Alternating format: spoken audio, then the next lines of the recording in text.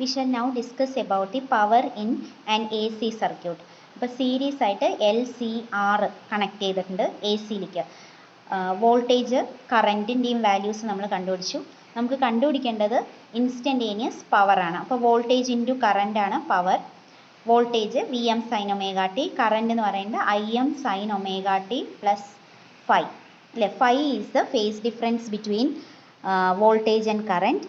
ഫൈൻ്റെ value എന്താണ്? Tan inverse XC minus XL divided by R. അതേപോലെ current IM maximum value peak current എന്ന് പറയുന്നത് VM by Z ആണ്, where Z is the impedance of the circuit.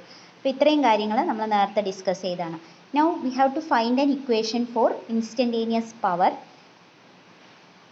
So power instantaneous പറയുമ്പോൾ VM into IM, ആ maximum values ആദ്യം എഴുതി. ഇനി sine omega T plus five അല്ലേ, ഇത് രണ്ടും കൂടെ we have sine omega t into sine omega T plus five. അപ്പോൾ ഇതിനെ we are multiplying and dividing by 2. അപ്പോൾ ഇതെന്തായി? 2 sin A sin B. 2 sin A sin B is equal to cos A minus B minus cos A plus B അല്ലേ. ഇത് വെച്ചിട്ട് നമുക്ക് രണ്ട് ടേംസായി split ചെയ്ത് എഴുതാം.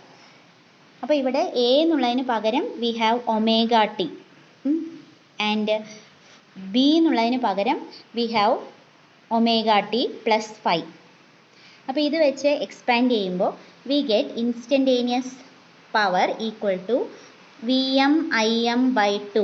പിന്നെ 2 sin A cos B എന്നുള്ളതിനെ we are writing it as cos A minus B. അപ്പോൾ omega T minus omega T plus five. അപ്പോൾ ആ ബ്രാക്കറ്റ് മാറ്റുമ്പോൾ omega T minus omega T പിന്നെ മൈനസ് ഫൈവ് എന്ന് വരും. അപ്പോൾ കോസ് ഓഫ് മൈനസ് ഫൈവ് എന്ന് പറയുന്നത് കോസ് ഫൈവ് തന്നെയാണ്. So the first term is cos phi minus cos A plus B. എന്താണ്? Omega T plus omega T plus phi, 2 omega T plus five അല്ലേ. അപ്പോൾ cos 2 omega T plus phi. ഇതാണ് the value of instantaneous power. This is the instantaneous power. Now we can calculate the average power over one complete cycle. Average power calculate ചെയ്യുമ്പോൾ ഇതിൽ ആദ്യത്തെ term VM IM by 2 cos five. ഇവിടെ time dependence ഒന്നും വരുന്നില്ല, അതൊരു constant value ആണ്. അപ്പോൾ ആ ടേം അവിടെ തന്നെ റിമെയിൻ ചെയ്യും. ഇനി average of cos theta over one complete cycle എന്ന് പറയുന്നത് കോസ് തീറ്റൻ്റെ മാക്സിമം വാല്യൂ +1, മിനിമം വാല്യൂ -1. അപ്പോൾ അതിൻ്റെ ആവറേജ് വാല്യൂ എടുക്കുമ്പോൾ 0 വരും അല്ലേ. കൊസൈൻ കർവ് എന്ന് പറയുമ്പോൾ ഒരു പോസിറ്റീവ് സൈക്കിളും ഒരു നെഗറ്റീവ് സൈക്കിളും ചേർന്നതാണ് cosine curve. So the average over one complete cycle of cos theta is 0. Similarly average over one complete cycle of sine theta, sine curve എങ്ങനെയാണ് വരുന്നത്? ഇങ്ങനെയാണ്. Average of over one complete cycle of sine theta is also equal to 0. So ഈ cos 2 omega ടീൻ്റെ average എടുക്കുമ്പോൾ term 0 വരും. ആദ്യത്തെ term മാത്രം VM IM by 2 cos 5 പിന്നെ പ്ലസ് 0 ആണ് പിന്നത്തെ ടേമിൻ്റെ ആവറേജ് വരുന്നത്.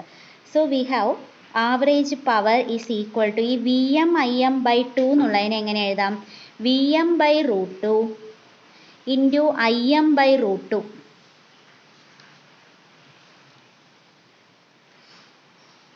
ഇതിൽ നെ √2 ഇൻറ്റു √2 എന്ന് എഴുതി. അപ്പോൾ VM by √2 into IM by √2 cos 5. This is the equation for average power. ഇനി ഇതിനെ VM ബൈ √2 എന്ന് പറഞ്ഞാൽ that is the RMS value അല്ലേ. VRMS IRMS into cos 5. ഇതാണ് ആവറേജ് AC പവറിൻ്റെ ഇക്വേഷൻ. ഇനി നമുക്ക് V എന്നുള്ളതിനെ we can write it as I into Z. VRMS എന്ന് എഴുതാം, അല്ലെങ്കിൽ വെറും ക്യാപിറ്റൽ ബോൾഡ് ലെറ്റേഴ്സിൽ VI എന്ന് റെപ്രസെൻ്റ് ചെയ്യാം RMS വാല്യൂസിനെ. ഇതിലെ cos 5 is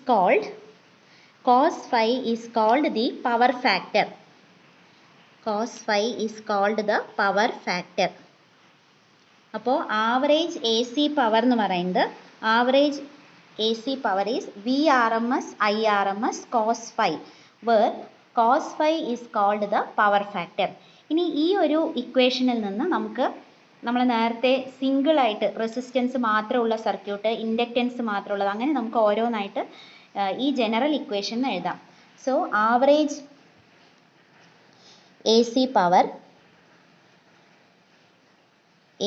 power average value is equal to VRMS IRMS cos phi.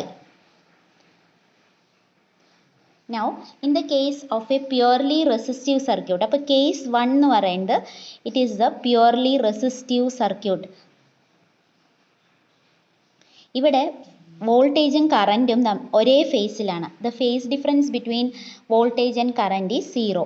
അപ്പോൾ എന്തായി, cos phi എന്ന് പറഞ്ഞാൽ cos 0 is equal to 1. So the average power in a purely resistive circuit is VRMS IRMS. V എന്നുള്ളത് IR ആണ് അല്ലേ, I into R ആണ് according to Ohm's law. So we can write this as I² R. ഇതാണ് നമുക്ക് purely resistive സർക്യൂട്ടിൽ average പവറിൻ്റെ equation കിട്ടിയത്.